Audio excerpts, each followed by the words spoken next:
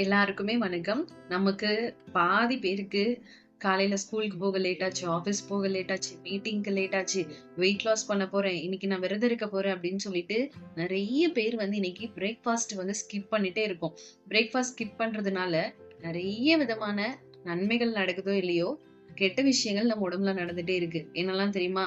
உடம்பு டயர்ட் ஆகுறது, மனசு டயர்ட் ஆகுறது, கிளாஸ் ரூம்ல போய் உட்காரும்போது, பாடம் எடுக்கும்போது நம்மளால கவனிக்க முடியாம போறது, நமக்கு ஆப்போசிட்ல இருக்கிறவங்க பேசுறத நம்மளால ரொம்ப நேரம் கான்சன்ட்ரேட் பண்ணி கேட்க முடியாம ஆகுறது, கொஞ்சம் கொஞ்சமா வந்து இரிட்டேஷன் ஸ்டார்ட் ஆகுறது, வயிறு வந்து கொஞ்சம் கொஞ்சமா அல்சர் ஃபார்ம் ஆகுறது, அது மட்டும் இல்லாம முக்கியமா நம்ம ரத்தத்துல சர்க்கரையோட அளவு வந்து சமநிலையா இல்லாம போறது.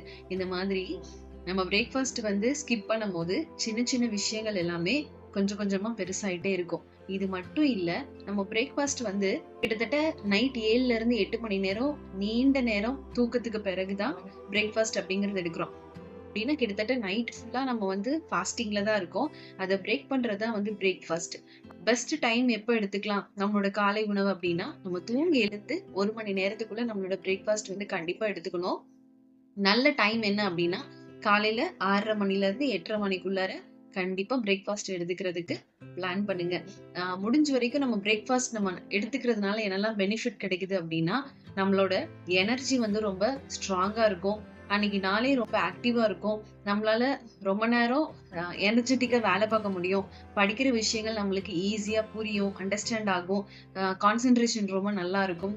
நம்மளோட மூட் வந்து ரொம்ப ஹாப்பியாவும் என்ஜாயபிளாவும் இருக்கும். அன்னைக்கு டேவை எனர்ஜெட்டிக்கா ஸ்டார்ட் பண்ணணும் அப்படின்னா கண்டிப்பா பிரேக்ஃபாஸ்ட் அப்படிங்கறத ஸ்கிப் பண்ணவே செய்யாதீங்க.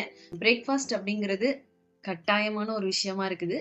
எல்லாருமே ஆரோக்கியமா வாழ வாழ்த்துக்கள். இந்த மாதிரியான மருத்துவ ஆலோசனைகளை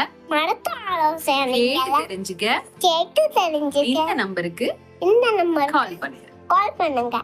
லைக் பண்ணுங்க, கமெண்ட் பண்ணுங்க, ஷேர் பண்ணுங்க, சப்ஸ்கிரைப் பண்ணுங்க. Thank you.